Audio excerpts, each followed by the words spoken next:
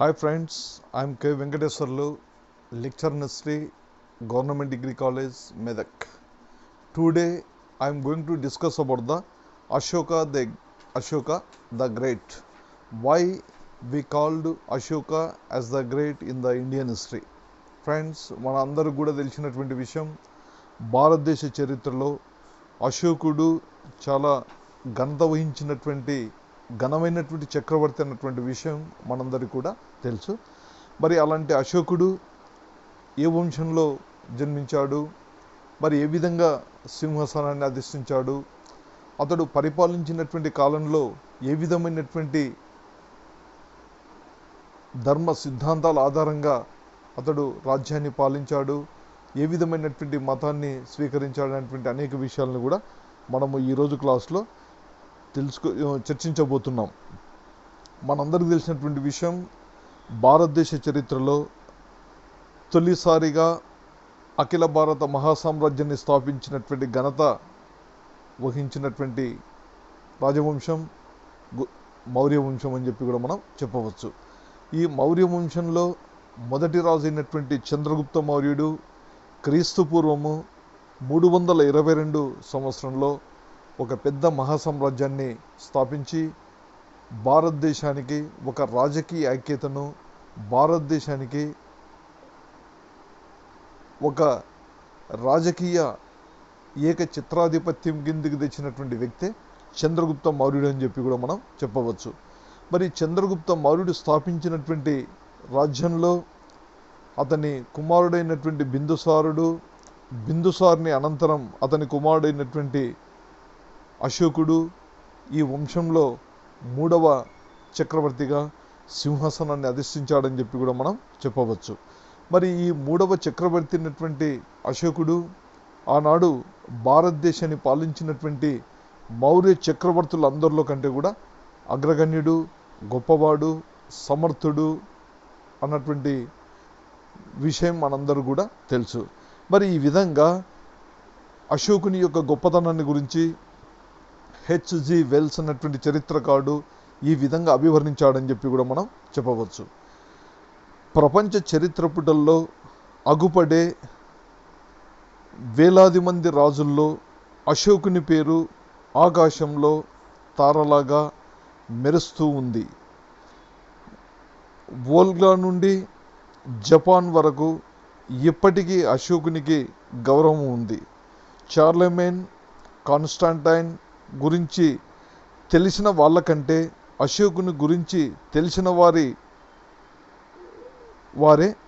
ఎక్కువ అని చెప్పి, తెలిసిన వారి సంఖ్యనే ఎక్కువ అని చెప్పి కూడా మనకు హెచ్జి వెల్స్ అన్నటువంటి చరిత్రకారుడు అశోకుని యొక్క గొప్పదనాన్ని గురించి చెప్పాడు. అంటే అశోకుడు అన్నటువంటి వ్యక్తి ఆకాశంలో ఒక నక్షత్రంలా వెలుగుతూనే ఉండేటువంటి వ్యక్తి అశోకుడు అన్నటువంటి విషయాన్ని కూడా ఇతడు చెప్పడం జరిగిందని చెప్పి కూడా మనం చెప్పవచ్చు. మరి ఇలాంటి ఘనత వహించినటువంటి అశోకుడు, అతనికి సంబంధించినటువంటి చారిత్రక సమాచారం మనకు ఒక శతాబ్దం క్రితం ఏ విధమైనటువంటి సమాచారం మనకు పెద్దగా తెలియదని చెప్పి కూడా మనం చెప్పవచ్చు. మరి ఒక 100 years తర్వాత అశోకుని యొక్క శాసనాలు, అదేవిధంగా మౌర్యులకు సంబంధించినటువంటి అనేక పురావస్తు సంపద, వీటిని అధ్యయనం చేసినందువల్ల మనకు అశోకునికి సంబంధించినటువంటి అనేక విలువైనటువంటి చారిత్రక సమాచారం లభించింది. కాబట్టి మరి అశోకుని యొక్క గొప్పదనాన్ని గురించి మనకు తెలుస్తుందని చెప్పి కూడా మనం చెప్పవచ్చు. అంటే ఒక 100 years క్రితం ప్రపంచానికి, భారతదేశానికి తెలియనటువంటి వ్యక్తి అశోకుడు. మరి అలాంటి వ్యక్తికి సంబంధించి మనకు ప్రస్తుత కాలంలో అనేక చారిత్రక సమాచారం, అదేవిధంగా శాసనాలు, పురావస్తు నిర్మాణాలు, మరి వీటి అన్నింటి ఆధారంగా అశోకునికి సంబంధించినటువంటి చారిత్రక సమాచారం మనకు చాలా పుష్కలంగా అందుబాటులో ఉంది. కాబట్టి అశోకుడు అన్నటువంటి వ్యక్తి భారతదేశ చరిత్రలో మౌర్య చక్రవర్తుల్లో ఒక సమర్థుడైనటువంటి గొప్ప చక్రవర్తిగా అభినందించడంలో, గుర్తించడంలో ఏ విధమైనటువంటి సందేహం లేదని చెప్పి కూడా మనం చెప్పవచ్చు. మరి ఇలాంటి అశోకుడు మనకు లభించినటువంటి చారిత్రక ఆధారాల ప్రకారం అశోకుని యొక్క తండ్రి బిందుసారుడు, తల్లి బ్రాహ్మణ స్త్రీగా పిలువబడేటువంటి సుభద్రాంగి అని చెప్పి కూడా మనం చెప్పవచ్చు.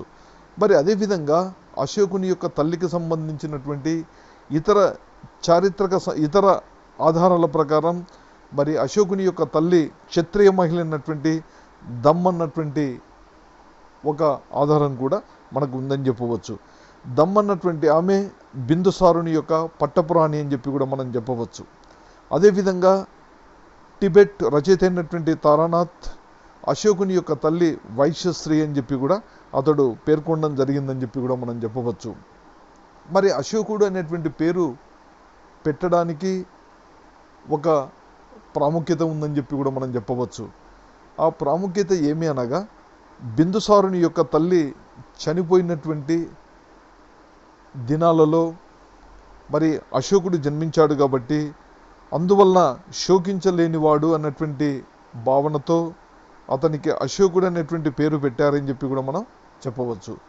అదేవిధంగా అశోకుడికి సంబంధించినటువంటి ఇతర సమాచారాల ప్రకారం, ఇతర శాసనాల ప్రకారం మనకు ప్రధానంగా మస్కి, గుజరాత్లో దొరికినటువంటి అశోక శాసనాల ప్రకారం ఇతనికి ఉండేటువంటి ఇతర పేర్లు దేవానాం ప్రియదర్శినటువంటి పేర్లతో కూడా మనకు అశోకుడు పిలువబడినట్లు మనకు తెలుస్తుందని చెప్పి కూడా మనం చెప్పవచ్చు.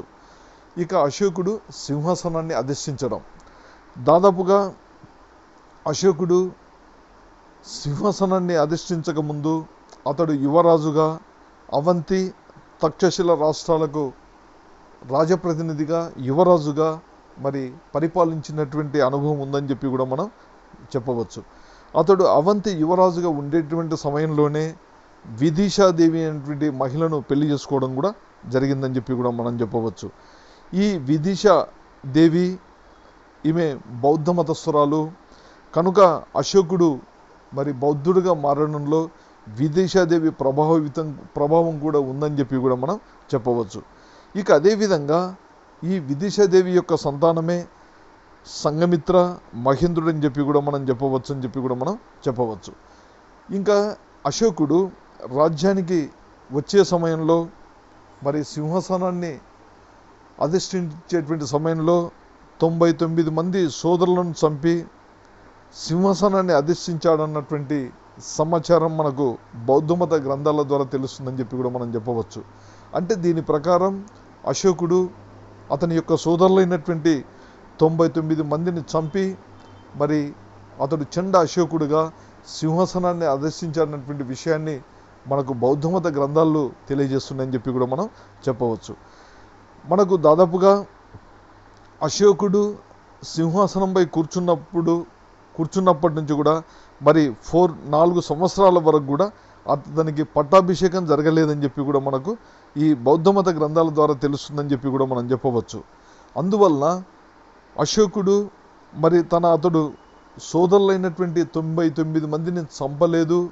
ఏదో సింహాసనానికి వచ్చేటువంటి సమయంలో మరి అతడు బహుశా కొంతమందిని వారసత్వ యుద్ధంలో చంపి ఉండవచ్చు అని చెప్పి కూడా కొంతమంది చరిత్రకారులైనటువంటి భండార్కర్, రాధా కుముద్ ముఖర్జీ, జయస్వాల్ అనేటువంటి చరిత్రకారులు చెప్పడం జరిగిందని చెప్పవచ్చు. వీరంతా కూడా మరి ఈ బౌద్ధమతం చెప్పినటువంటి 99 మంది సోదరులను చంపి రాజ్యానికి వచ్చాడన్నటువంటి దాన్ని ఈ చరిత్రకారులైనటువంటి భండార్కర్, రాధా కుముద్ ముఖర్జీ, జైస్వాల్ లాంటి చరిత్రకారులంతా కూడా ఖండించారని చెప్పొచ్చు. మనకు ఎందుకనగా అశోకుని యొక్క 5వ శిలాశాసనంలో అశోకుడు చక్రవర్తి అయినప్పుడు తన సోదరులు జీవించి ఉన్నట్లు కూడా వీరు ఈ చరిత్రకారులంతా కూడా వారు జరిపినటువంటి పరిశోధనల ప్రకారం వీరు అభిప్రాయపడ్డారని చెప్పి కూడా మనం చెప్పవచ్చు. మరి మనకు అశోకుడు క్రీస్తు పూర్వము అతడు 273లో చక్రవర్తి కావడం, అదేవిధంగా 269లో మరి పట్టాభిషేకం చేసుకున్నట్లు కూడా మనకు తెలుస్తుంది. అంటే దీని ప్రకారం అతడు సింహాసనాన్ని అధిష్ఠించిన తర్వాత అప్పటి నుంచి 4 సంవత్సరాల వరకు కూడా మరి పట్టాభిషేకాన్ని జరుపుకోలేదు. కాబట్టి మరి పట్టాభిషేక సమయంలో అశోకుని సోదరులు ఉన్నట్లు బహుశా కొంతమంది సోదరులను మరి వారసత్వ యుద్ధంలో భాగంగా హత్య చేసి ఉండవచ్చు అని చెప్పి కూడా ఈ చరిత్రకారులంతా కూడా తమ యొక్క అభిప్రాయాన్ని చెప్పారని చెప్పొచ్చు. అంటే మనకు దీన్ని బట్టి తెలిసేటువంటి అంశం, అశోకుడు సింహాసనాన్ని అధిష్ఠించేటువంటి సమయంలో మరి 99 మందిని చంపలేదు, ఏదో కొంతమందిని చంపినట్లు. అదేవిధంగా అతడు పట్టాభిషిక్తుడు అయ్యేటువంటి సమయంలో అతని యొక్క సోదరులు కొంతమంది ఉన్నట్లు మనకు మరి చరిత్రకారుల యొక్క రచనల ప్రకారం, అదేవిధంగా 5వ శిలాశాసనం ప్రకారం కూడా ఈ సమాచారం తెలుస్తుందని చెప్పి కూడా మనం చెప్పవచ్చు. ఇక అశోకుని యొక్క జీవితంలో జరిగినటువంటి ప్రధానమైనటువంటి సంఘటన కళింగ యుద్ధం అని చెప్పి కూడా మనం చెప్పవచ్చు.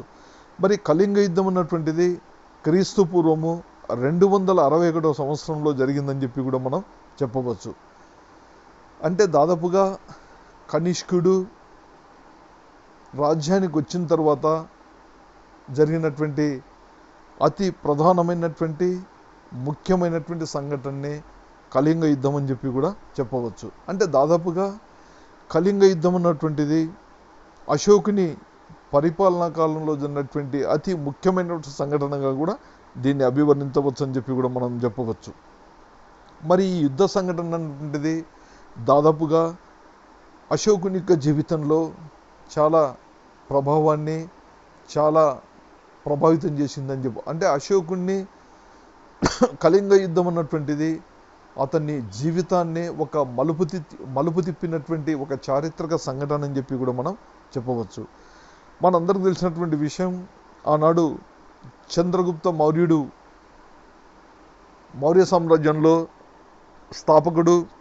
మరి భారతదేశంలో అనేక ప్రాంతాలను కూడా అతడు జయించి అతని సామ్రాజ్యంలో భాగాలుగా చేసినాడు అన్నటువంటి విషయం మనందరికీ కూడా తెలుసు. కానీ మరి అశోకుని యొక్క సామ్రాజ్యంలో అతనికి తండ్రి నుంచి సంక్రమించిన రాజ్యం, మరి అశోకునికి వారి తాత అయినటువంటి మౌర్య చంద్రగుప్తు నుంచి సంక్రమించిన రాజ్యం వారసత్వంగా అశోకుని కూడా రావడం జరిగిందని చెప్పి కూడా మనం చెప్పవచ్చు. మరి అశోకుని సామ్రాజ్యంలో కళింగ ప్రాంతం అన్నటువంటిది లేదని చెప్పి కూడా మనం చెప్పవచ్చు. అంటే మౌర్య చంద్రగుప్తుని కాలం నుంచి కూడా కళింగ ప్రాంతం అన్నటువంటిది వారి సామ్రాజ్యంలో కాకుండా ఇది వారి సామ్రాజ్య బయటి ప్రాంతంగానే ఉండి వచ్చిందని చెప్పి కూడా మనం చెప్పవచ్చు. మరి ఆనాడు కళింగ ప్రాంతాన్ని మనకు కొన్ని ఆధారాల వలన సురాతార అనేటువంటి రాజు పాలించినట్లు కూడా కొంతమంది చెప్పడం జరిగింది. మరి ఇలాంటి అశోకుడు తన యొక్క శిలాశాసనం 8వ శిలాశాసనంలో అతడు జయించినటువంటి ప్రాంతం ఒకటి, అదే కళింగ ప్రాంతం అని చెప్పి కూడా చెప్పడం జరిగింది. అంటే దాదాపుగా అశోకుని యొక్క శాసనాల వల్ల అశోకునికి సంబంధించినటువంటి మనకు చాలా సమాచారం కూడా తెలుస్తుంది. వాటిలో భాగంగా 8వ శిలాశాసనంలో అతడు పేర్కొన్నాడు ఏమని, నేను నా జీవిత కాలంలో జయించినటువంటి ఒకే ఒక ప్రాంతం, అది కళింగ ప్రాంతం అని చెప్పి కూడా చెప్పడం జరిగింది. మరి కళింగ ప్రాంతాన్ని జయించడానికి అతడు సింహాసనాన్ని అధిష్ఠించిన తర్వాత సుదీర్ఘంగా 8 సంవత్సరాల పాటు స్వయంగా కళింగ యుద్ధాన్ని జయించాలన్నటువంటి ఉద్దేశంతో మరి అతడు 8 సంవత్సరాల పాటు కూడా యుద్ధానికి సంబంధించినటువంటి కార్యకలాపాల్లో అతడు స్వయంగా పాల్గొన్నట్లు కూడా అతడు వేయించినటువంటి 8వ శిలాశాసనంలో ఈ విధంగా కళింగ యుద్ధానికంటే పూర్వము మరి అతడు కళింగ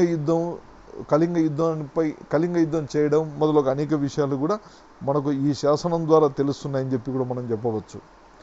ఇక అశోకుడు కళింగ యుద్ధానికి సంబంధించినటువంటి పూర్తి సమాచారం మనకు అతని యొక్క 13వ శిలాశాసనంలో తెలుస్తుందని చెప్పి కూడా మనం చెప్పవచ్చు.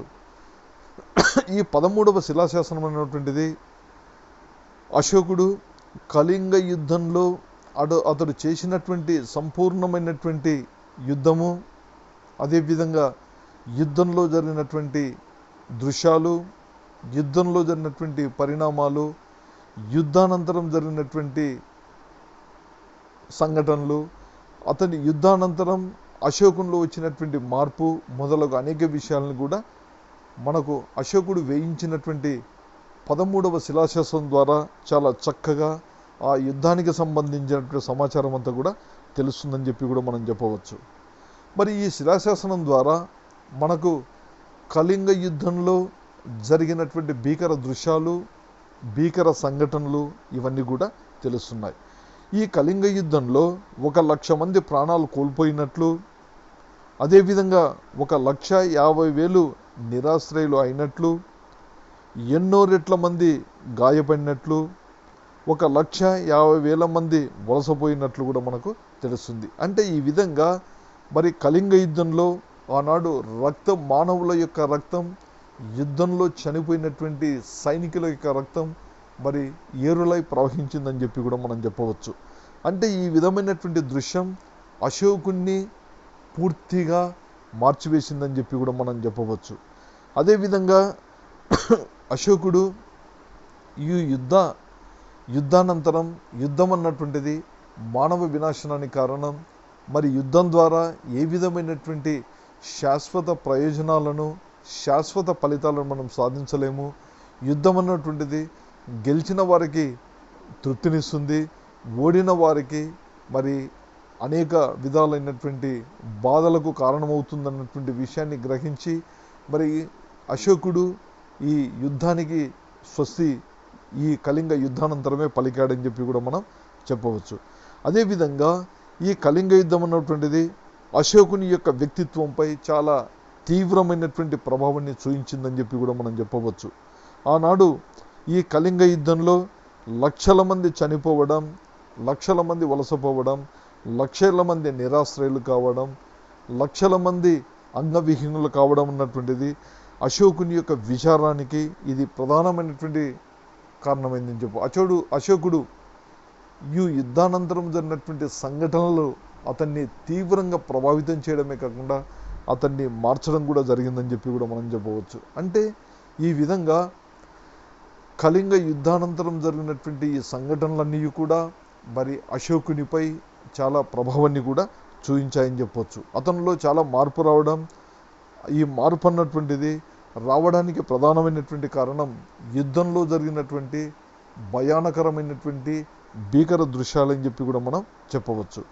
మరి అక్కడనే ఆ యుద్ధ రంగంలోనే అశోకుడు ఒక శపథం కూడా చేయడం జరిగిందని చెప్పవచ్చు. ఆ శపథం ఏమంటే, ఇక భవిష్యత్ కాలంలో ఆయుధాలను చేతబూని ఇక ముందు యుద్ధం చేయనని అతడు హృదయపూర్వకంగానే ఆ యుద్ధ రంగంలోనే ప్రకటించడం కూడా జరిగిందని చెప్పవచ్చు. అంటే నేను భవిష్యత్ కాలంలో ఆయుధాలను చేతపట్టను, మరి యుద్ధము చేయను అని అతడు తన యొక్క మనస్ఫూర్తిగా హృదయపూర్వకంగా అతడు ప్రకటించడం కూడా జరిగిందని చెప్పి కూడా మనం చెప్పవచ్చు.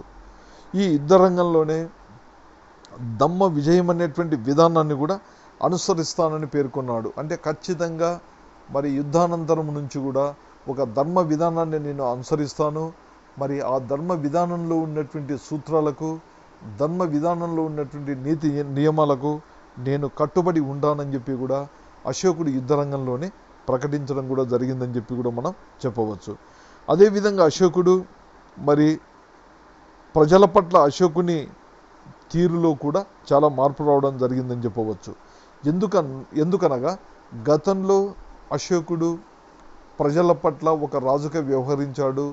మరి అశోకుడు కళింగ యుద్ధానంతరం అతడు ఒక రాజుగా కాకుండా ప్రజలను తన కన్నబిడ్డల వలె, మరి ఏ విధంగా అయితే తండ్రి తన కన్నబిడ్డల సంక్షేమానికి దోహదపడతాడో, ఏ విధంగా అయితే తండ్రి తన కన్నబిడ్డల యొక్క కష్టాలు వస్తే ఆ కష్టాలను తొలగించడానికి అతడు తాపత్రయపడతాడో, అదే తరహాలో మరి ప్రజల సంక్షేమాన్ని, పిల్లల సంక్షేమం కొరకు తండ్రి పాటుపడే విధంగా అశోకుడు కూడా మరి ఎల్లవేళలా ప్రజల సంక్షేమం కోసమే అతడు పాటుపడ్డాడని చెప్పి కూడా మనం చెప్పవచ్చు. అంటే ఈ విధంగా మరి అశోకుడులో వచ్చినటువంటి మార్పును మనకు హెచ్.సి. రాయచౌదరి అనేటువంటి చరిత్రకారుడు ఈ విధంగా అభివర్ణిస్తున్నాడని చెప్పి కూడా మనం చెప్పవచ్చు. కళింగను జయించిన తర్వాత అశోకునిలోని యుద్ధ కాంక్ష తొలగిపోయింది, సామ్రాజ్య విస్తరణ కాంక్ష సమసిపోయింది. యుద్ధంలో భారీ విజయం సాధించిన తర్వాత మరిన్ని యుద్ధాలను చేస్తే విధానాన్ని వదిలివేసిన ఏకైక పాలకునిగా చరిత్ర పుటల్లో మిగిలిపోయిన రాజు అశోకుడే అని చెప్పడం జరిగింది. అంటే ప్రపంచంలో ఎవరైనా రాజులు యుద్ధంలో ఓటమిని పొంది యుద్ధానికి స్వస్తి పలకడం జరుగుతుంది. కానీ అశోకుడు యుద్ధంలో విజయాన్ని పొంది మరి యుద్ధానికి స్వస్తి పలికినటువంటి తొలి ప్రపంచ ఏకైక చక్రవర్తి అశోకుడు అని కూడా మనకు తెలుస్తుందని కూడా మనం చెప్పవచ్చు. అదేవిధంగా మరి అశోకుడు మనకు కొన్ని ఆధారాల ప్రకారం మరి కళింగ యుద్ధానంతరం అతడు బౌద్ధ మతాన్ని స్వీకరించాడనేటువంటి ఆధారాలు కూడా ఉన్నాయి. బౌద్ధ మత గ్రంథాలు చెప్పడం జరుగుతుంది. అంటే యుద్ధానంతరం అశోకుడు బౌద్ధ మతస్థుడుగా మారాడని. కానీ మనకు గతంలో ఇతర సమాచారాల ప్రకారం మరి అశోకుని భార్య విదిశాదేవి కూడా ఆమె బౌద్ధ మతస్థురాలు. మరి ఆమె ప్రభావంతో కూడా అతడు రాజ్యానికి వచ్చిన కొద్ది సంవత్సరాల్లోపే మరి బౌద్ధునిగా మారినట్లు కూడా మనకు తెలుస్తుందని కూడా మనం చెప్పవచ్చు. ఇక మనం అశోకుని యొక్క సామ్రాజ్యాన్ని చూస్తే అశోకుని యొక్క సామ్రాజ్య విస్తీర్ణంలో ఉండేటువంటి ప్రాంతాలు ఆనాడు దాదాపుగా మనకు మౌర్య చంద్రగుప్తు నుంచి అశోకునికి సంక్రమించినటువంటి ప్రాంతాలు దక్షిణ భారతదేశంలో కొన్ని ప్రాంతాలు లేవు. అదేవిధంగా కళింగ ప్రాంతం లేదని కూడా మనం చెప్పవచ్చు. మరి ఇలాంటి అశోకుని యొక్క సామ్రాజ్యము భారతదేశం అంతటా వ్యాపించింది. కానీ దక్షిణ భారతదేశంలో కొన్ని ప్రాంతాలు లేవని కూడా మనకు తెలుస్తుంది. మరి వీటికి సంబంధించినటువంటి ప్రాంతాల సమాచారంలో ముఖ్యంగా ఉండేటువంటి రాష్ట్రాలు చోళ, పాండ్య, సత్యపుర, కేరళ పుత్రులు లేరని కూడా మనకు తెలుస్తుంది. అంటే ఈ విధమైనటువంటి సమాచారం అంతా కూడా అశోకుని యొక్క రెండవ శిలాశాసనం ద్వారా అతని రాజ్యంలో లేనటువంటి ప్రాంతాలు మనకు తెలుస్తున్నాయని కూడా మనం చెప్పవచ్చు. ఇక అశోకుని రాజ్యంలో ఉన్నటువంటి ప్రాంతాలు వాయువ్య ప్రాంతంలో ఆఫ్ఘనిస్తాన్, బెలూచిస్తాన్లో అధిక భాగాలు ఉన్నాయని కూడా మనం చెప్పవచ్చు. అదేవిధంగా కాశ్మీర్ కూడా అశోకుని యొక్క రాజ్యంలో ఉందని కూడా మనం చెప్పవచ్చు. ఇక తూర్పున సమతాత, పుండ్రవర్ధన, అదేవిధంగా బెంగాల్ కూడా మరి అతని రాజ్యంలో ఉన్నట్లు మనకు తెలుస్తుంది. కానీ అస్సాం లేదా కామరూపగా పిలువబడేటువంటి అస్సాం అశోకుని యొక్క రాజ్యంలో ఉన్నట్లు ఏ విధమైనటువంటి చారిత్రక ఆధారాలు మనకు లభించలేదని కూడా మనం చెప్పవచ్చు. మరి ఇంతటి విస్తారమైనటువంటి మహాసామ్రాజ్యాన్ని అశోకుడు అతని పూర్వీకులు నుంచి సంక్రమించినటువంటి రాజ్యాన్ని అతడు పాలిస్తూ మరి అశోకుని కాలంలో కళింగ ప్రాంతాన్ని జయించి మరి కళింగ ప్రాంతాన్ని కూడా కలిపి మౌర్య సామ్రాజ్యాన్ని అతడు నిర్మించాడని కూడా మనం చెప్పవచ్చు. ఈ మౌర్య సామ్రాజ్యం అన్నటువంటిది దాదాపుగా బ్రిటిష్ సామ్రాజ్యం కంటే కూడా పెద్దదని కూడా మనం చెప్పవచ్చు. అంటే భారతదేశంలో మరి మౌర్య చక్రవర్తులు నిర్మించినటువంటి ఒక పెద్ద సామ్రాజ్యమే మౌర్య సామ్రాజ్యం అని కూడా చెప్పవచ్చు. ఇంతటి మౌర్య సామ్రాజ్యాన్ని ఆనాడు భారతదేశ చరిత్ర పుటల్లో మరి ఎవ్వరు కూడా తొలిసారిగా ఇంత పెద్ద అఖిల భారత సామ్రాజ్యాన్ని కూడా స్థాపించలేదని కూడా మనం చెప్పవచ్చు. ఇక అశోకుని యొక్క దమ్మ విధానం మరి దాదాపుగా అశోకుడు కళింగ యుద్ధానంతరం అతనిలో చాలా పరివర్తన వచ్చిందన్నాం. మరి ఆ పరివర్తన ద్వారానే అశోకుడు దమ్మ విధానం అన్నటువంటి ఒక విధానాన్ని కూడా రూపొందించాడని చెప్పవచ్చు. మరి అశోకుని యొక్క దమ్మ విధానం ఇది ప్రాకృత భాషలో దమ్మము అని కూడా పిలుస్తారని కూడా మనం చెప్పవచ్చు. అశోకుని యొక్క దమ్మ విధానంలో ఉన్నటువంటి ప్రధానమైనటువంటి భావనలు, ప్రధానమైనటువంటి సూత్రాలు ఏవి అనగా అతడు ఎల్లప్పుడూ మరి తన రాజ్యంలో ఉండేటువంటి ప్రజల సంక్షేమం కోసమే అశోకుడు చాలా విపరీతంగా నిరంతరం కృషి చేసేవాడని కూడా మనం చెప్పవచ్చు. అదేవిధంగా రాజ్యంలో ఉండేటువంటి ప్రజలు మరి ఎల్లప్పుడూ వీరు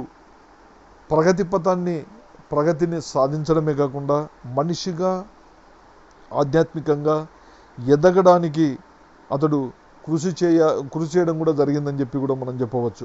అంటే ప్రజలను ఆధ్యాత్మికంగా వాళ్ళలో మార్పు తేవడాన్ని అతడు లక్ష్యంగా పెట్టుకొని మరి అశోకుడు తన ధర్మ విధానాన్ని ఏర్పాటు చేశాడని చెప్పి కూడా మనం చెప్పవచ్చు. అతని యొక్క ధర్మ విధానంలో మరి రాజ్యంలో ఉన్నటువంటి ప్రజలను ఆధ్యాత్మికంగా మార్చాలన్నటువంటి భావనతో అతడు తన లక్ష్యాన్ని ఏర్పాటు చేసుకొని మరి తన జీవితాంతం ఆ ధర్మ సిద్ధాంతానికి కట్టుబడి ధర్మ విధానాన్ని కట్టుబడి అశోకుడు కృషి చేశాడని చెప్పి కూడా మనం చెప్పవచ్చు. అశోకుడు తన యొక్క ధర్మ విధానంలో అనేక అంశాలను పొందుపరిచాడు. మరి అశోకుని యొక్క ధర్మ విధానంలో ఉన్నటువంటి అనేక అంశాలను మనకు అతని యొక్క స్తంభ శాసనాలు అయినటువంటి 7వ స్తంభ శాసనాలు అశోకుని యొక్క ధర్మ విధానాలను గురించి మనకు తెలియచేస్తున్నాయని చెప్పి కూడా మనం చెప్పవచ్చు. మరి అశోకుని యొక్క ధర్మ విధానాల్లో ఉన్నటువంటి అంశాలు విలువలను తెలియచేయడం. విలువలు అంటే మానవత విలువలు.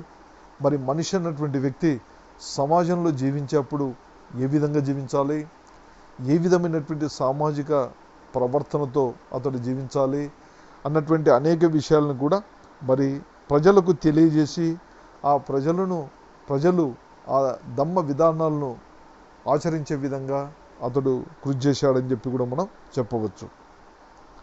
అశోకుని యొక్క ధమ్మ విధానంలో దయ, దానము, సత్య, స్వచ్ఛత, మర్యాద అనేటువంటి విలువలకు అతడు ప్రాముఖ్యతనిచ్చి తన ధమ్మ విధానంలో వీటిని చేర్చడం జరిగిందని చెప్పి కూడా మనం చెప్పవచ్చు.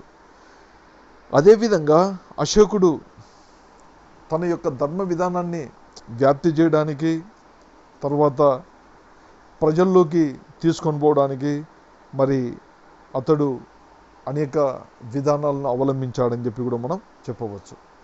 ఇక అశోకుని యొక్క ధమ్మ విధానానికి సంబంధించి అతని యొక్క 2వ శాసనం ద్వారా మనకు తెలిసేటువంటి విషయం ఏమంటే మనుషులన్నటువంటి వ్యక్తులు కొన్ని విషయాలను కొన్ని చెడు విషయాలను వదిలిపెట్టాలని చెప్పి కూడా అశోకుడు చెప్పడం కూడా జరిగింది. అలాంటి విషయాల్లో హింస, క్రూరత్వం, కోపం, మోసం, శత్రుత్వం, చెడు గుణాలకు ప్రజలంతా కూడా మరి అతీతులుగా ఉండాలి. మరి ఈ విధమైనటువంటి చెడు గుణాలను ప్రజలు తమ జీవిత విధానంలో ఎప్పుడు కూడా వాటిని అనుసరించకూడదని చెప్పి కూడా అతడు చెప్పడం కూడా జరిగిందని చెప్పి కూడా మనం చెప్పవచ్చు. మరి మనకు అశోకుని యొక్క ధర్మంలో తెలిసేటువంటి విషయం ఏమంటే ఆనాడు ఆ సమకాలీనంలో ఉన్నటువంటి అన్ని మతాలలో ఉన్నటువంటి మంచి లక్షణాలను మరి ఉమ్మడి లక్షణాలతో ఈ విధానాన్ని ఏర్పాటు చేశాడని చెప్పి కూడా మనం చెప్పవచ్చు. అంటే అశోకుని ధర్మ విధానం అన్నటువంటిది మరి ఇతర మతాలలో ఉన్నటువంటి మంచి లక్షణాలను మంచి అంశాలను ప్రోగు చేసి అతడు తన ధర్మ విధానంలో అతడు పొందుపరిచి మరి వీటిని అతడు ధమ్మ విధానం యొక్క ఉమ్మడి లక్ష్యంగా చేశాడని చెప్పి కూడా మనం చెప్పవచ్చు. మరి ధమ్మ విధానం అన్నటువంటిది ఇది బౌద్ధమత ధర్మం కాదు. మరి ధమ్మ విధానం అన్నటువంటిది కేవలం it was only social conduct of the human beings. అంటే సమాజంలో మనుషులు ఒక సాంఘిక జీవిగా ఏ విధమైనటువంటి నడవడిక, ఏ విధమైనటువంటి ప్రవర్తన, ఏ విధంగా మనుషులు సమాజంలో జీవించాలన్నటువంటి అనేక సామాజిక సంబంధమైనటువంటి సామాజిక క్రమశిక్షణ, సామాజిక నియమాలు మొదలగు అనేక అంశాలను కూడా అతడు తన యొక్క ధర్మ విధానంలో పొందుపరిచాడని చెప్పి కూడా మనం చెప్పవచ్చు. మరి అశోకుని యొక్క ధమ్మ విధానం అనేటువంటిది అది నైతిక జీవన విధానానికి సంబంధించినదని చెప్పవచ్చు. అంటే మనిషి అన్నటువంటి వ్యక్తి ఎథిక్స్, మోరల్ వాల్యూస్తో జీవించాలి. మరి మనిషి అన్నటువంటి వ్యక్తి మాట్లాడడం, తర్వాత పాపాలు చేయకుండా ఉండడం. అంటే మనిషి అన్నటువంటి వ్యక్తి ఎల్లప్పుడూ కూడా ఇష్టం వచ్చినట్లు మాట్లాడకుండా ఉండడం. మనిషి అన్నటువంటి వ్యక్తి వాస్తవాన్ని మాట్లాడడం. అదేవిధంగా మనిషి అన్నటువంటి వ్యక్తి ఇతరులకు కానీ జంతువులకు కానీ ఏ విధమైనటువంటి పాపాలు చేయకుండా మరి ఉండడం అన్నటువంటిది అశోకుడు తన యొక్క ధర్మ విధానంలో వివరించాడని చెప్పి కూడా మనం చెప్పవచ్చు. అదేవిధంగా అశోకుడు ఇంకా తన ధర్మ విధానంలో మనుషులు అన్నటువంటి వ్యక్తులు ఔదార్యంతో జీవించాలి, అదేవిధంగా సహనంతో జీవించాలి. ఖచ్చితంగా మనుషులు ఔదార్యం, సహనంతో జీవన విధానాన్ని గడపడబడినటువంటిది అశోకుని యొక్క ధర్మ విధానంలో ఉన్నటువంటి ప్రధాన అంశాలని చెప్పి కూడా మనం చెప్పవచ్చు. మరి అదేవిధంగా ఆనాడు అశోకుడు మనం చెప్పాం, కళింగ యుద్ధం కంటే ముందు అతడు ఒక రాజుగా ప్రజల పట్ల వ్యవహరించేవాడు. కానీ కళింగ యుద్ధానంతరం అతనిలో వచ్చినటువంటి ప్రవర్తన, అతడు ఒక రాజుగా కాకుండా మరి దేశంలో ఉన్నటువంటి ప్రజలందరినీ కూడా తన పిల్లలుగా, తన పిల్లలే అని చెప్పి భావించడం కూడా జరిగిందని చెప్పవచ్చు.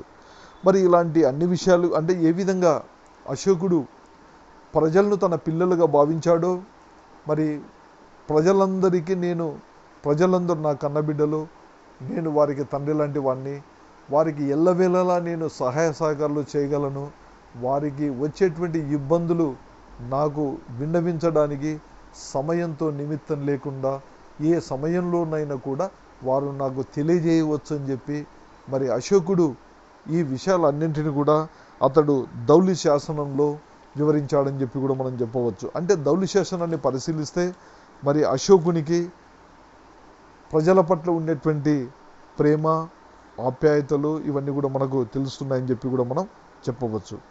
అందువలన అశోకుడు ధౌలి శాసనం ప్రకారం ప్రజల సంక్షేమమే నా ప్రధాన కర్తవ్యం అని చెప్పి కూడా అతడు పేర్కొనడం జరిగిందని చెప్పి కూడా మనం చెప్పవచ్చు. అదేవిధంగా మనకు అతని యొక్క శాసనాల ద్వారా మనకు అనేక విషయాలు తెలుస్తున్నాయని చెప్పి కూడా మనం చెప్పవచ్చు. అశోకుడు కళింగ యుద్ధం కంటే ముందు అతడు వినోదాలలో భాగంగా వేటకు వెళ్ళేవాడు, జంతువులను వేటాడేవాడు. కానీ బౌద్ధ మతాన్ని స్వీకరించిన తర్వాత మరి అతడు తన యొక్క ధర్మంలో భాగంగా వేట కంటే కూడా ధర్మ నియమాలను పాటించడం, మరి పవిత్రమైనటువంటి ప్రాంతాలను సందర్శించడం అన్నటువంటివి అతడు తన యొక్క జీవితంలో మరి ధర్మయాత్రలుగా మార్చుకొని మరి అనేక ప్రాంతాలను కూడా సంచరించడం జరిగిందని చెప్పి కూడా మనం చెప్పవచ్చు.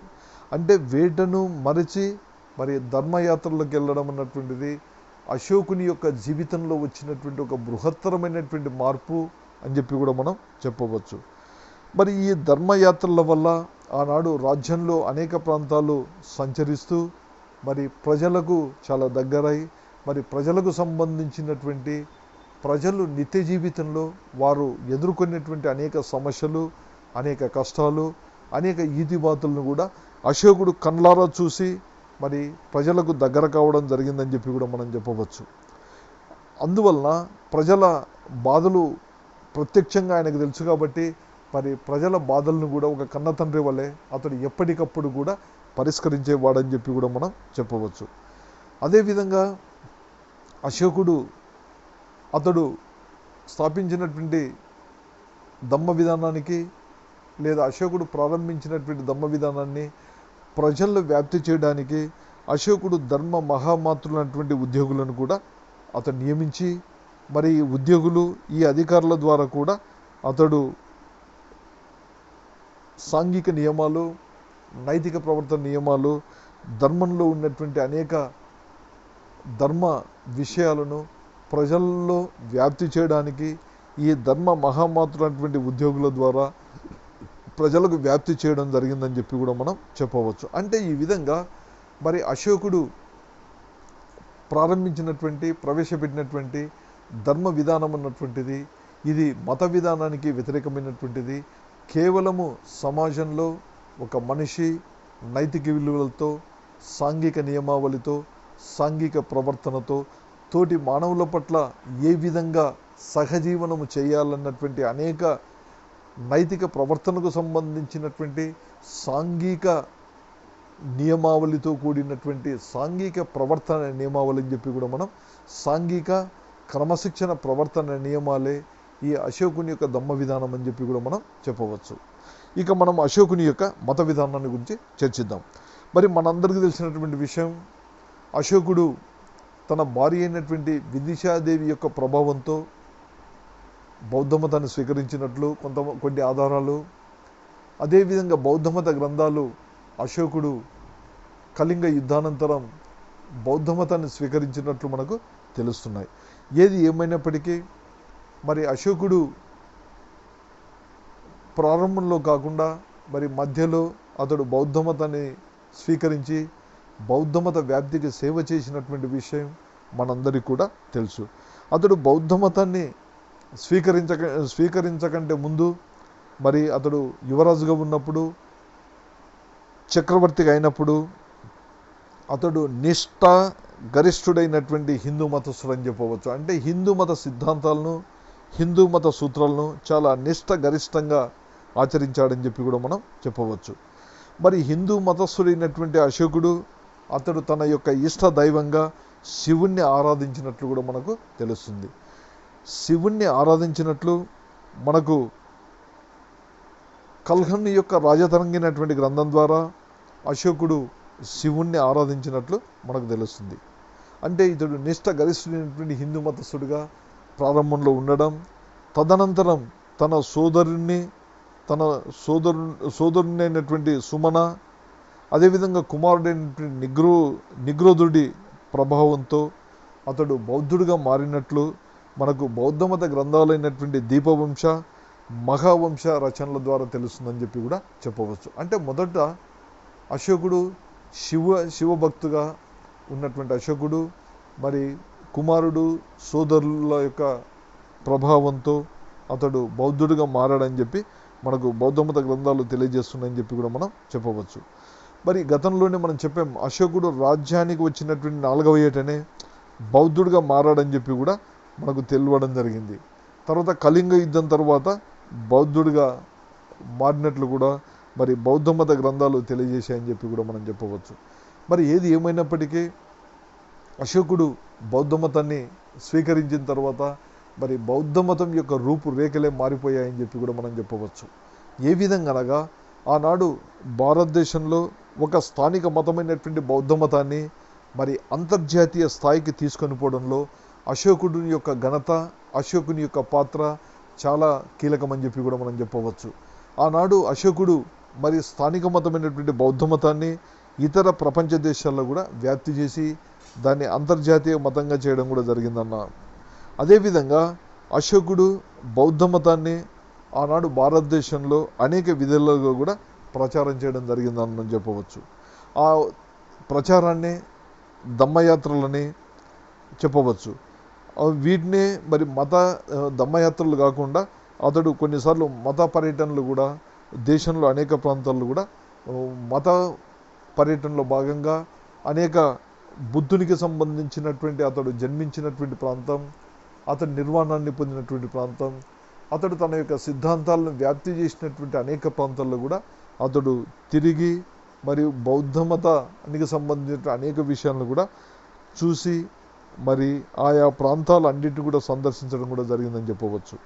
మరి ఇలాంటి పరిస్థితుల్లో అతడు బుద్ధగయను సందర్శించడం, ఈ రాజు అయినటువంటి అశోకుడు అతడు చక్రవర్తి అయిన తర్వాత మరి 10 సంవత్సరాల తర్వాత అతడు బుద్ధగయను సందర్శించినట్లు మనకు అతడు వేయించినటువంటి 7వ శిలాశాసనం ద్వారా తెలుస్తుంది. అంటే అతని యొక్క మతయాత్రలో భాగంగా మరి బుద్ధగయను కూడా సందర్శించడం. అదేవిధంగా మనకు మరి బౌద్ధ మతం అన్నటువంటిది దాదాపుగా ఇతని కాలంలోనే బౌద్ధ మతానికి సంబంధించినటువంటి 3వ సంగీతిని కూడా అతడు పాటలీపుత్రం నగరంలో జరిపినట్లు కూడా తెలుస్తుంది. ఈ పాటలీపుత్ర నగరంలో జరిగినటువంటి 3వ సంగీతి, 3వ సభ మరి దాదాపుగా అతడు చక్రవర్తిగా ఉండేటువంటి సమయంలో ఆ బౌద్ధ మతానికి సంబంధించినటువంటి పాలన, బౌద్ధ మత సిద్ధాంతాలకు సంబంధించినటువంటి సిద్ధాంతాల విషయంలో మరి బౌద్ధ మత గురువుల మధ్యన, బౌద్ధ మత సంఘంలో ఏ విధమైనటువంటి విభేదాలు రాకుండా మరి చీలికలు రాకుండా అతడు కాపాడడానికి ప్రయత్నించడం జరిగిందని చెప్పి కూడా మనం చెప్పవచ్చు. అదేవిధంగా ఈ కాలంలోనే మరి బౌద్ధ మతంలో అతడు ఎంత ప్రయత్నించినప్పటికీ కూడా మరి బౌద్ధ మతం అన్నటువంటిది రెండు ఈ ఈ సమావేశంలోనే పాటలీపుత్రంలో జరిగినటువంటి సమావేశంలోనే మరి అతడు రాజ్యానికి వచ్చినటువంటి 17వ ఏట ఈ సమావేశం జరగడం, ఈ సమావేశంలో ఆనాడు మొగలిపుత్త తీస్తున్నటువంటి పండితుడు ఈ సమావేశంలో అధ్యక్షత వహించడం, సమావేశ నిర్వహణ బాధ్యతలన్నీ కూడా ఆయన చూడడం జరిగిందని చెప్పి కూడా మనం చెప్పవచ్చు. అదేవిధంగా బౌద్ధ మతంలో చేరికలు రాకుండా కూడా అశోకుడు ప్రయత్నించడం, మరి అతడు ప్రయత్నించినప్పటికి కూడా బౌద్ధ మతంలో మహాయాన మతం, హీనయాన మతం అటువంటి చీలికలు కూడా రావడం జరిగిందని చెప్పి కూడా మనం చెప్పవచ్చు. మరి ఈ విధంగా బౌద్ధ మతం అన్నటువంటిది స్థానిక మతమైనటువంటి బౌద్ధ మతాన్ని ప్రపంచ మతం చేశాడు. కానీ మనకు సిలోన్లో ఈ బౌద్ధ మతం ఉన్నట్లు ఏ విధమైనటువంటి చారిత్రక ఆధారాలు మనకు చారిత్రక ఆధారాలు లేవని చెప్పి కూడా మనం చెప్పవచ్చు. మరి బౌద్ధ మతాన్ని వ్యాప్తి చేయడంలో అశోకుడు పలు దేశాలకు కూడా అనేక మంది ప్రభుత్వ ఉద్యోగులను, తర్వాత తన కుమారుడైనటువంటి మహేంద్ర సంఘమిత్రులను కూడా అనేక ప్రాంతాలకు పంపినట్లు కూడా మనకు తెలుస్తుంది. Burma, Sumatra, Syria, Egypt, Macedonia, Cyrene, papyrus లాంటి అనేక ప్రాంతాల్లో కూడా మరి అశోకుడు బౌద్ధమత వ్యాప్తి గురించి తన కుటుంబ సభ్యులను పంపి మరి స్థానికంగా ఉండేటువంటి బౌద్ధ మతాన్ని ఒక అంతర్జాతీయ మతము చేశాడని చెప్పి కూడా మనం చెప్పవచ్చు. అంటే ఈ విధంగా బౌద్ధ మతం అన్నటువంటిది ఒక స్థానిక మతమైనటువంటి బౌద్ధ మతాన్ని చేయడం, అదేవిధంగా బౌద్ధ మతంలో ఉన్నటువంటి అనేక మౌలిక సిద్ధాంతాలను కూడా అశోకుడు తూచా తప్పకుండా ఆచరించాడని చెప్పి మనం చెప్పవచ్చు. ఎందుకనగా ఆనాడు బౌద్ధ మతంలో ఉన్నటువంటి అహింస సిద్ధాంతాన్ని కూడా ఇతడు ఆచరించి మరి తన రాజ్యంలో అతడు జంతువులను చంపడం, అదేవిధంగా జంతువుల యొక్క మాంసాన్ని భుజించడం కూడా రద్దు చేశాడు. అంటే అతను స్వతహాగా రద్దు చేశాడు, స్వతహాగా జంతువుల మాంసాన్ని భుజించడం స్టాప్ చేయడం, తర్వాత రాజ్యంలో అంతఃపురంలో కూడా మరి వంటశాలలో జంతువుల మాంసాన్ని వండడం కూడా నిషేధించాడని చెప్పొచ్చు. గతంలో వేటకి వెళ్ళి సంతోషపడేవాడు వినోదంగా, కానీ బౌద్ధ మతాన్ని స్వీకరించిన తర్వాత వేట స్థానంలో ఇతడు వినోదయాత్రలకు బదులుగా ధర్మయాత్రలకు బయలుదేరేవాడని చెప్పి మనం చెప్పవచ్చు. అదేవిధంగా బౌద్ధ భిక్షుకులను, బౌద్ధ మతస్థులను కూడా దేశంలో అనేక ప్రాంతాల్లో కూడా వారిని పంపడం, బౌద్ధ మతాన్ని వ్యాప్తి చేయడం, అదేవిధంగా బౌద్ధ మతానికి విశేషమైనటువంటి రాజాదరణ కూడా కల్పించి మరి అశోకుడు ఈ మతం ప్రపంచ మతం కావడానికి కూడా చాలా దోహదపడ్డాడని చెప్పి కూడా మనం చెప్పవచ్చు. ఇక అదేవిధంగా అశోకుడు అన్నటువంటి వ్యక్తి మరి బౌద్ధ మతాన్ని వ్యాప్తి చేయడమే కాకుండా ఆనాడు బౌద్ధ మతంలో ఉన్నటువంటి మౌలిక సిద్ధాంతాలను తూచా తప్పకుండా పాటించినటువంటి వ్యక్తి అశోకుడు. అందువలన అశోకునికి మరి కనిష్కునికి కూడా చాలా తేడా ఉందని చెప్పవచ్చు. అశోకుడేమో బౌద్ధుడుగా మారి బౌద్ధ మత సిద్ధాంతాలను ఆచరించాడు, మౌలికమైన సిద్ధాంతాలను. కానీ కనిష్కుడు కేవలం బౌద్ధ మతస్థుడు అయ్యాడు, కానీ మౌలిక సిద్ధాంతాలను ఏమాత్రం కూడా అతడు పాటించలేదని చెప్పి కూడా మనం చెప్పవచ్చు. అంటే ఈ విధంగా మరి భారతదేశ చరిత్రలో అశోకుడు అన్నటువంటి వ్యక్తి చాలా గొప్ప చక్రవర్తి అని చెప్పవచ్చు. ఎందుకనగా ఇతడు ప్రజల యొక్క సంక్షేమాన్ని దృష్టిలో పెట్టుకొని మరి ఒక సంక్షేమ ప్రభువుగా చలామణి అయ్యాడు. అంటే ఆధునిక ప్రభుత్వాలు కూడా సంక్షేమాన్ని చెబుతాయి కానీ మరి ప్రజల సంక్షేమాన్ని పట్టించుకోరు. కానీ అశోకుడు మరి ఇప్పటికీ 2300 సంవత్సరాల క్రితమే భారతదేశంలో అనేక సంక్షేమ పథకాలకు శ్రీకారం చుట్టినటువంటి వ్యక్తి. జంతువులకు, మనుషులకు వైద్యశాలను నిర్మించడం, అదేవిధంగా చిన్న చిన్న మొక్కలు నాటి పెద్ద పెద్ద చెట్లుగా పెంచడం, తర్వాత బాటసార్లకు రోడ్లకు ఇరువైపుల చెట్లను పెంచడం, అదేవిధంగా విశ్రాంతి మందిరాలను ఏర్పాటు చేయడం, ప్రజలకు అవసరమైనటువంటి అనేక వసతులను ఏర్పాటు చేయడం, ప్రజలందరినీ కూడా తన కన్నబిడ్డలుగా కూడా భావించినటువంటి నిజమైనటువంటి పాలకుడు, నిజమైనటువంటి సంక్షేమకర్త అశోకుడు అని చెప్పవచ్చు. ఈ విధంగా మరి ప్రజా సంక్షేమాన్ని, ప్రజా శ్రేయస్సును, ప్రజా సంక్షేమాన్ని ఆధునిక ప్రభుత్వాలకు కూడా కనువిప్పి కల్పించేటువంటి వ్యక్తే అశోకుడు అని చెప్పవచ్చు. అదేవిధంగా అశోకుడు ఒక పెద్ద శాంతి దూత అని చెప్పవచ్చు. ఎందుకంటే కళింగ యుద్ధం కంటే ముందు ఒక కరుడు కట్టినటువంటి చండ అశోకుడు, మరి అలాంటి కళింగ యుద్ధానంతరం ధర్మ అశోకుడు కావడం, మరి ఇప్పటికీ 2300 సంవత్సరాల క్రితమే మరి ప్రపంచానికి శాంతిని చాటినటువంటి ఒక గొప్ప శాంతిదూత అని చెప్పవచ్చు. ఈ ఆధునిక ప్రభుత్వాలు, మరి మనము నాగరికత ప్రభుత్వాలు, నాగరికత దేశాలుగా చెప్పేటువంటి ఆధునిక ప్రభుత్వాలు, మరి ప్రస్తుత కాలంలో ప్రతి ప్రభుత్వం, ప్రతి రాజ్యం కూడా యుద్ధానికి కాలు దూవుచున్నాయి. మరి అలాంటి ఆధునిక రాజ్యాలకు కూడా కనువిప్పు కలిగించి, మరి ఆధునిక రాజ్యాలన్నీ కూడా అశోకుని యొక్క శాంతి సందేశం ప్రకారం మరి శాంతి దూతలుగా మారితే, శాంతి దేశాలుగా మారితే, మరి యుద్ధం అన్నటువంటి దాన్ని నివారించడం పెద్ద కష్టం కాదు. యుద్ధం అన్నటువంటిది మానవ సర్వ వినాశానికి కారణం అన్నటువంటి విషయాన్ని గుర్తించి, మరి అశోకుడు 2300 సంవత్సరాల క్రితమే యుద్ధ వినాశనకరమైనటువంటి పరిస్థితులను దృష్టిలో పెట్టుకొని అతడు శాంతి సందేశాన్ని ప్రపంచ దేశాలకు మరి చాటి చెప్పాడన్నటువంటి విషయం మనందరూ కూడా తెలుసు. అదేవిధంగా అశోకుడు ఒక గొప్ప ఆదర్శ చక్రవర్తి అని చెప్పవచ్చు. ఈ వాజ్ ఏ ఐడియల్ కింగ్.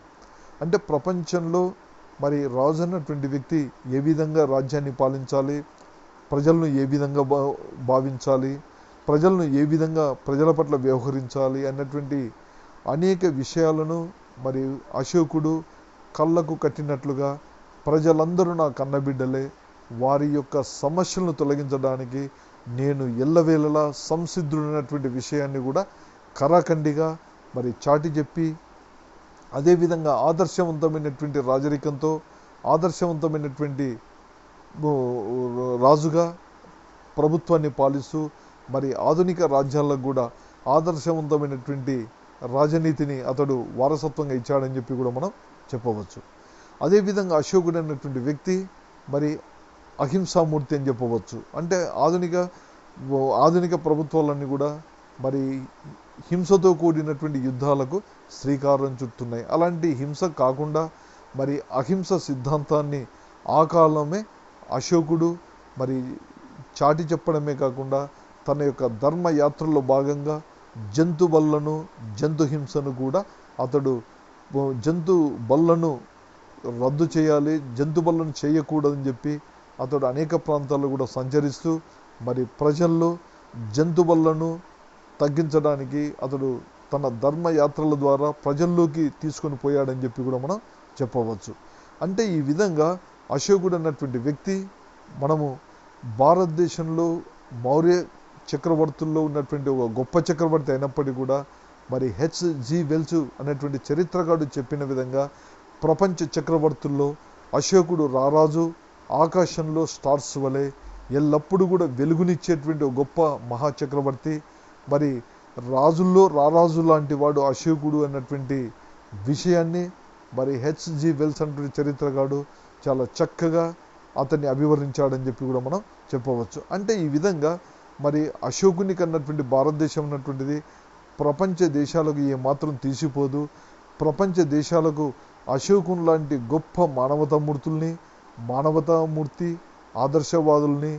ఆదర్శవాది, అదేవిధంగా అహింసామూర్తి, అదేవిధంగా శాంతిదూత, అదేవిధంగా గొప్ప ప్రజా సంక్షేమ ప్రభువు, మరి ఈ విధంగా అన్ని రంగాల్లో కూడా ఆరితేరినటువంటి వ్యక్తి అశోకుడు.